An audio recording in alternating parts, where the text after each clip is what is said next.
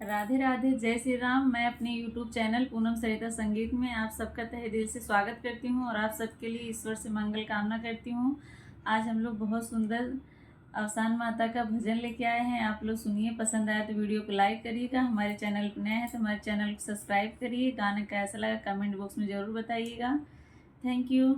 हे सासु अंगना लिपाई दही अवसान मैया, हे सासु अंगना लिपाई दही अवसानी मैया, हे सासु चौका पुराई दही अवसान मैया, हे सासु चौका पुराई दही अवसान मैया, गुड़हल के फुलवा माई के मने भावे, गुड़हल के फुलवा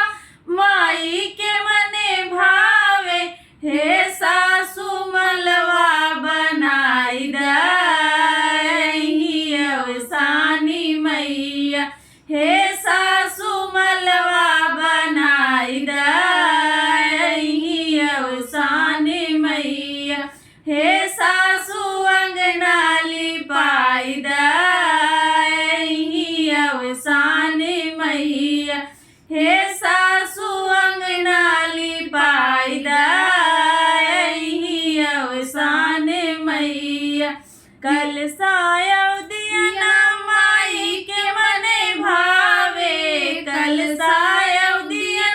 माई के मने भावे, हे सासु कल सा भराई दही अवसान मैया, हे सासु कल सा भराई दही अवसान मैया, हे सासु अंगना लिपाई दही अवसान मैया, हे सासु अंगना लिपाई दही अवसान मैया,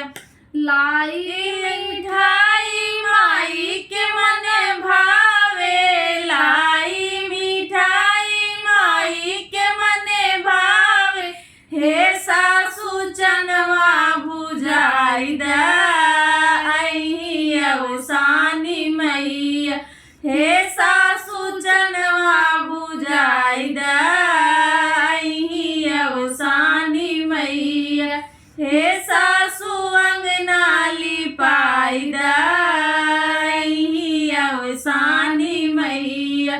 हे सासु अंगना लिपाई दही अवसान मैया, लहंगा चोली माई के मने भावे, लहंगा चोली माई के मने भावे, हे सासु चुनरी ओढ़ाई दही अवसानी मैया, हे सासु चुनरी ओढ़ाई दही अवसानी मैया, हे सासु अंगना लिपाई दही अवसानी मैया, हे सासु अंगना लिपाई दही अवसानी मैया, सात सुहागिन माई के मने भावे, सात सुहागिन माई के मने भावे, हे सासु कीर्तन कराई दही अवसानी मैया, हे सासु कीर्तन कराई दही अवसानी मैया, हे सासु अंगना लिपाई दही अवसानी मैया, हे